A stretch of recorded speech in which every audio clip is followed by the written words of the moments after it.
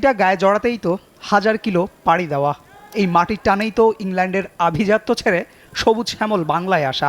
সেই আনন্দ ছুঁয়েছে হামজাকে। তাই তো হাসি আর আবেগ দুটো মিলিয়েই শেষ করেছেন দলের সঙ্গে প্রথম অনুশীলন। নামার আগেই হামজা ডাকে সরব হয়ে ওঠে পুরো কিংস অ্যারেনা।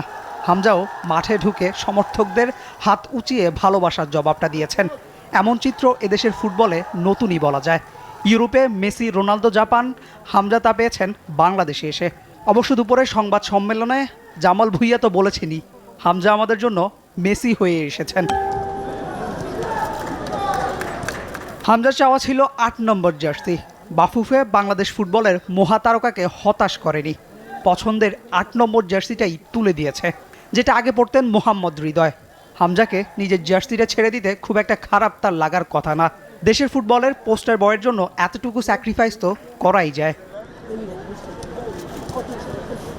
কিংস অ্যারেনায় প্রথমবারের মতো পুরো দলের সঙ্গে হামজা অনুশীলন করেছেন। দলের অন্য ফুটবলাররা হামজাকে সাদরে বরণ করে নিয়েছেন। তাতে দেশের ফুটবল ভক্তরা খুশি হতেই পারেন। এমন কিছুই তো দেখার অপেক্ষায় ছিলেন তারা। দেশের মাটিতে পা রাখার পর থেকেই হামজাকে একের পর এক ধকল সামলাতে হচ্ছে।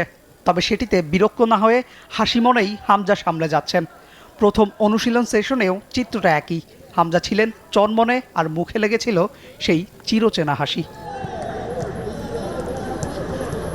সব ঠিক থাকলে শুক্রবার সকালে ভারতের উদ্দেশ্যে উড়াল দেবে টিম বাংলাদেশ। ব্যস্ততার মাঝে কেবল একটা ট্রেনিং সেশনেই হামজাকে এবার পাওয়া গেছে। সেই সংখ্যা জুড়ে বাড়বে সেটা ফুটবল ভক্ত থেকে গণমাধ্যম কর্মী সবারই থাকবে প্রত্যাশা। তবে তার থেকেও বড় প্রত্যাশা 25 তারিখের ম্যাচটা নিয়ে, যেদিন হামজার দিকে তাকিয়ে থাকবে গোটা একটা দেশ। Ashiq Rakib, T Sports.